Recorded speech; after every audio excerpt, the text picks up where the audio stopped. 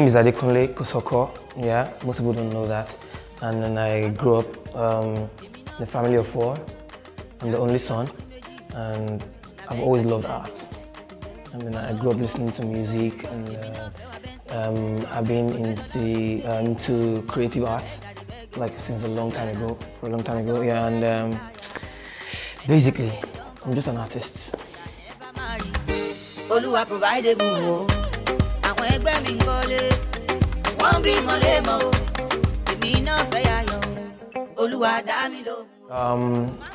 I draw, I paint, and I used to do sculpting back in school, and a bit of ceramics, yeah. And I majored in graphics, basically. I knew that I loved music, like when I was growing up, so much I joined the teens choir in church, and I remember always fighting because it was a thing then in church. If you take a solo, like if you lead the church, you have to be somewhat good, yeah. So, but I was every day trying so hard for my choir master to pick me every Sunday, but that never happened till I left the church.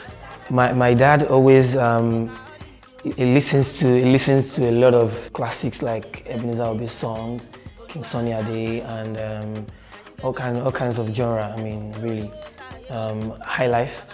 But I grew up loving indie songs. Maybe that's why my best boy band will be The Script and Codeline. And then I love Bruno Mars. So my sound is basically a fusion of pop, then a bit of indie, and then high life.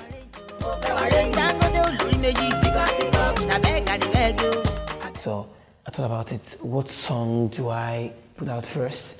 Then that was Sade. Sade was supposed to be like a test run. Let me see how Nigerians will respond to the sound. And thankfully, God bless the song, and it's why you're interviewing me right now.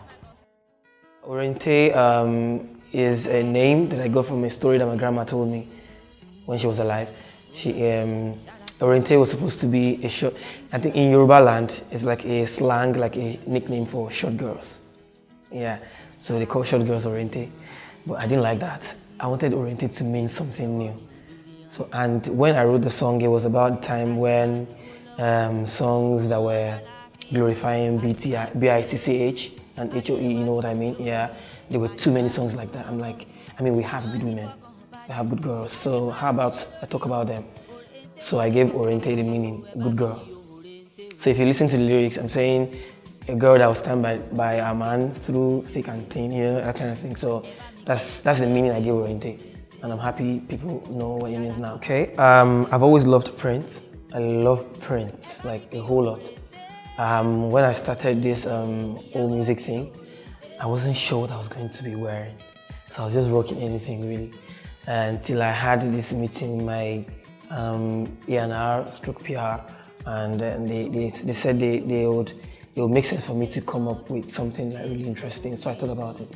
What else hasn't been done? Like, who's not wearing what in the industry right now? And I remember my love for Adire back in school because I did it in one of my coursework, yeah, and I really liked it back then. So just about it, I think it makes sense to just wear, like, start rocking Adire, and I think I'm the only one doing it now. So I wear Adire anything. I have Adire hoodie, Adire pants, Adire blazers, and I'm always the boots guy. Unfortunately, I'm not wearing boots today. Sorry about that. But yeah, I wear boots a lot. I love boots, vintage boots.